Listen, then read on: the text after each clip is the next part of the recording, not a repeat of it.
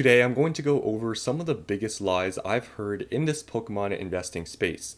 And whenever I see these lies being told, I just think to myself, you know what, these are the people that just started investing into Pokemon and don't really know what they're talking about. Now, I'm not saying I've been doing this forever, I've only been doing this for 2 to 3 years. However, when people say some of these things, I just know that these are the people that just got into investing in Scarlet and Violet, especially now that there's a huge influx in, popularity with Scarlet and Violet, especially now in the second half. All these hype sets, these, the Team Rocket set, the like gym trainer sets or whatever, Surging Sparks, all these sets that are going to come out. There's just a lot more hype, and I think a lot more people are now investing into Scarlet and Violet. And some of these people that are now just investing into Scarlet and Violet, this is probably their first time investing. And I see a lot of strong opinions and a lot of people just saying a lot of things that don't hold any value or any substance or data backing it up.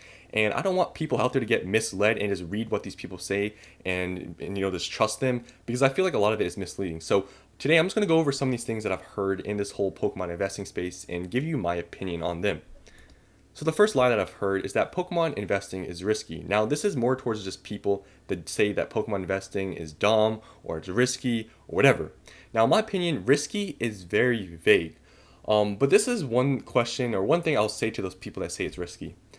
What booster box after 2 to 5 years is cheaper than what it was at release? Now, I'm using the release price as kind of the base because I'm not going to give you the best case scenario that you could have bought this booster box at $80 after it got reprinted around, whatever. At release, most booster boxes you can get at $95 to $100, because especially now with Scarlet and Violet, that's pretty much the bottom because now prices are more expensive. But $95 to $100 per booster box is a very reasonable price that you can get pre-order or at release. So tell me, also just back then, Sword and Shield 2, what booster box is, cheaper than what it was at release after 2 to 5 years? There's zero booster boxes you can tell me. Now, obviously, there are some cases like Battle Styles, Scarlet and Violet base, where, they've gone down to maybe $80 or a little bit lower than that. But other than that, that was for a very short amount of period of time. And when you wait a few years, there is no booster boxes out there that are cheaper than what it was at release. Now, there is a thing called opportunity cost, which I can see why people say maybe it's risky. For example, let's say you buy a booster box at release for $100. Let's give Vivid Voltage or Darkness Ablaze, for example, because those right now are both around 4 years old, right? Let's say you bought those for $100 at release. 4 years later, those booster boxes are now what, like $140? So in 4 years, the box only went up $40. And obviously, when you take other things into account, like shipping, fees, whatever you're going to do to sell it, you probably didn't make any money, or you made maybe $10 per booster box. So in that case, maybe it is risky in terms of, your opportunity cost was, obviously you held onto those booster boxes for 4 years and only went up $40. You could have bought something else, a stock or whatever it may be that you're going to invest into, and it probably would have done better. So that's where I can say, maybe it is risky. In short term, Pokemon can be risky because if a reprint happens, you might lose money because, for example, Scarlet and Violet base, let's say you pre-ordered whatever, $100 a box, and then it went all the way down to $80. It's back up down now to like $90, but short term, yes, it is risky, but in a 2 to 5 year time frame, there's zero booster boxes that are cheaper than what it was at release. And also, just continuing on to, people that say Pokemon investing is risky, a lot of people don't realize how big Pokemon is, because if you don't know, and I think a lot of people know this, especially in this Pokemon investing space, but Pokemon is the highest grossing media franchise of all time. It is bigger than these other, big names out there like Star Wars, Mickey Mouse, Winnie the Pooh, Hello Kitty. It is bigger than all of them. And Pokemon is just widely known by basically anyone, even people who aren't into Pokemon. They've at least heard of Pokemon, Pikachu, and I just can't see why people say that this is super risky. There are plenty of other things that are way more risky than Pokemon. Pokemon is bigger than a lot of other companies out there that you might think maybe are less risky, to invest into or whatever. But Pokemon is a huge company, so I think people really doubt and don't look at that other side, that Pokemon is a huge company. And I feel like if Pokemon were to go down, I feel like there would be other problems, I guess, that other companies probably would be affected by other than just Pokemon. But you know what? There is a possibility that one day maybe Pokemon just shuts down, something happens to them or whatever, and they just totally shut down. That's totally a possibility. But other than that, Pokemon is a huge company, and I don't really see that happening anytime soon. It's not like Pokemon just came out. It's been around for over 25 years. So I think Pokemon, at least for the next 10 years plus 20 years, I feel like it's still going to be around. Now, the second line I want to talk about is that this is from people, especially people that just I can tell they just started investing into Pokemon, especially just in Scarlet and Violet, because there's plenty of people now that are saying this.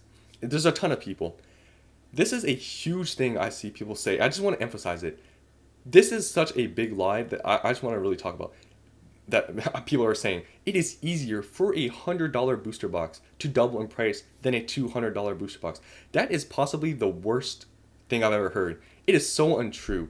I want to give you a quick example.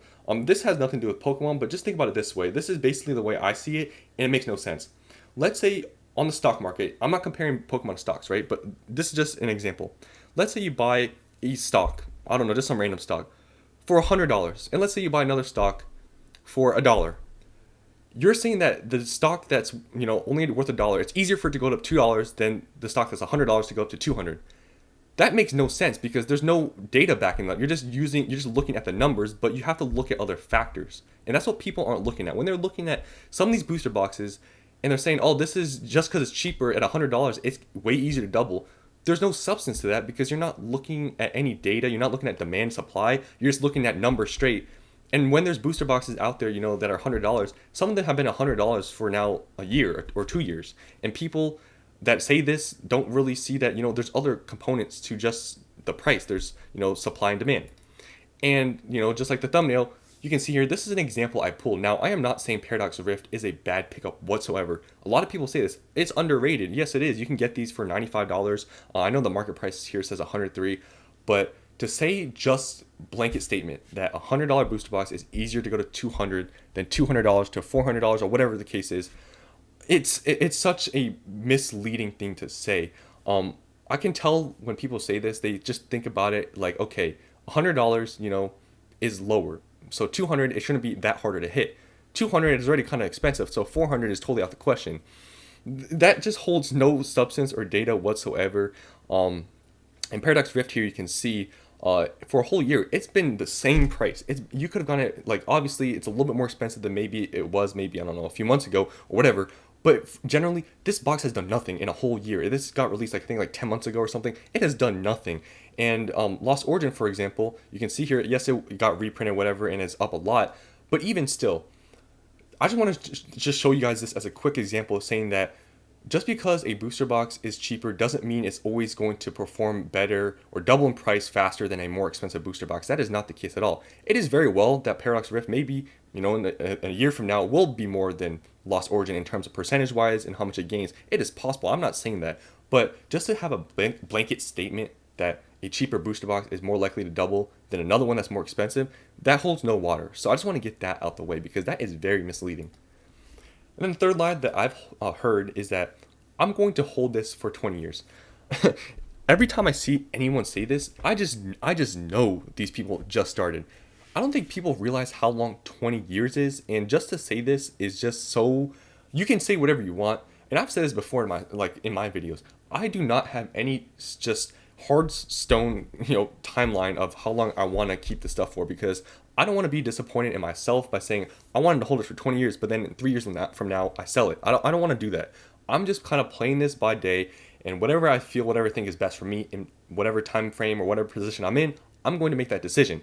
But people who just use a blanket thing saying, I'm going to hold it for 20 years, I'm going to hold this till my grandpa or whatever, you can say that and that's fine, but just know that don't be surprised in a few years from now if things change and you sell things. It's not a bad thing, but just don't set such high expectations saying you're going to hold something for 20 years. Because number one, most people will leave this hobby within 1 or 2 years. And I think this is especially true for people that just started getting into Pokemon. I've liked Pokemon my whole life. I've liked it for over a decade now. So it is more unlikely, I think, for me to want to leave the hobby within the next couple of years because I've just liked it my whole life versus people that just got into this now and are saying that they're going to hold a product for 20 years that just got into Pokemon. I think those people are more likely to leave. Secondly is that most people will sell when they double or triple their money. This is a thing that people do not think about because a lot of people that are saying this, that they're going to hold, like I said, are probably, investing now just into Scarlet and Violet. When the box, let's say Twilight Massacre, they bought $100. Let's say Twilight Massacre in a few years from now is $300. I'm not saying it's going to happen, but theoretically, how many people do you think then are actually going to sell versus they're going to say, oh, I'm going to keep this for another 20 years? There's a lot of people are going to sell in between that time frame of it going, let's say they bought at 100 versus to when it goes up to 300. There's gonna be a lot of people that sell, and that's one thing that people don't think about. And I can already see that being so true with Sword and Shield, that people say they're gonna hold for so long. Do you know how many people that are selling, Sword and Shield boxes now to get like Scarlet and Violet boxes? There's a lot of people that do that, and I'm not saying there's anything wrong. But just, a lot of people are going to sell earlier than they think when they double or triple their money. When you see your box go up that much, and especially if it shoots up a lot in price, a lot of people might be enticed to sell. And there's nothing wrong with that, but that's a fact that a lot of people will sell when they double or triple their money. And the third thing is that people who just say this are new to the hobby. It's so obvious. People that have been in this for a long time, maybe those people can say that, right? But a lot of people who say these things, they just started investing, and it holds no water saying that, they're going to hold that for 20 years. So line number 4, I missed the boat. $150 to $200 is too expensive for a booster box. So I am directly talking about Sword and Shield. Now, if you're watching to this point of the video, a lot of people say that I'm coping, saying that Sword and Shield, $150, $200 booster box is underrated for some of these sets. And people are thinking that I say this just because, my booster boxes have been kind of stagnating for the past, 3 to 6 months now. I know that, and I'm not surprised it did. I was honestly kind of expecting it. Summer, it just shot up a ton in price. When these booster boxes went out of stock on the Pokemon Center website, I wasn't expecting it to go up to the moon. I know there's ups and downs, and I knew during summer, I was not surprised that a lot of these booster boxes started stagnating. And I talk about it a lot. I'm like, you know what? A lot of these Sword and Shield boxes are being kind of overlooked because Scarlet and Violet people are, hyped around it. So, kind of a shift of, view and popularity has changed now to Scarlet and Violet, and Sword and Shield isn't really as popular. Now, I think Sword and Shield is still going to do very good within the next year. I think that so much, and that's why I tell you guys $150 to $200 for these booster boxes is still such a great pickup, but people think it's too expensive. Now, obviously, if you have money constraints and a $100 booster box is more affordable for you, then great, go ahead. But I'm just saying that to say a $150 to $200 booster box is too expensive is, those are the same people that just got into this hobby and think that Scarlet and Violet, because it's $100, think it's going to double. It's the same people. Because if you do not know and you do not see the potential of these Sword and Shield boxes, and that have already been proven to be very popular, and, these sets will perform very well in the future, just to say that this is too expensive, you do not know what's expensive, because $150 isn't anything. That's just like MSRP. You can get $150 booster boxes like Astral Radiance. You can get pretty close to there if you get a good deal. Silver Tempest is still available. People, will hate on all these sets. $200 Lost Origin, Chilling Reign, Fusion Strike, are around $200. People say it's too expensive. I'm telling you, in about a year or two from now, I wouldn't be surprised if some of these boxes hit $300 to $400 easily. And people that are saying that it's too expensive now, they do not know what's coming.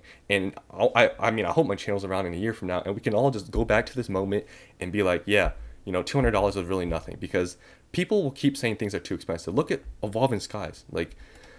Here's a quick example. I'm not saying any of these sets that I just mentioned in Sword and Shield that are $150 to $200 are going to do exactly what these boxes are doing. But at some point in time, people said that these boxes were too expensive. Evolving Skies was too expensive at $200, $300, $400. It's at $700. It's like people will keep saying it's too expensive, and it'll keep shooting up. And Team Up, a little bit different. I remember just about a year and a half, 2 years ago, whatever, these were only like $700-800, and now it's $2,400. Now, there's a little bit of an anomaly with Team Up, but more I want to focus on Evolving Skies. Just there's a lot of potential for a lot of these sets with alternate arts, and especially with the trainer galleries. And some of them you can get for $150 to $200, and people think this is expensive. It's very surprising. And like I said, I'm not coping, because I've been buying Sword and Shield in behind the scenes, and you guys don't know that. And I'm not coping because it's just gonna be funny, in a year or two from now, when a lot of these boxes shoot up in price and people have missed out because there's no more reprints probably gonna come. All the I think Silver Tempest is gonna be 2 years old now within like a month, and yeah, it's gonna be very funny. But yeah, and then the last slide. This is a quick one. Is that this is like a fallacy in Pokemon investing. And this is what I don't like to, I never say this, is to say invest in what you like. At the end of the day, at least you will have something you like.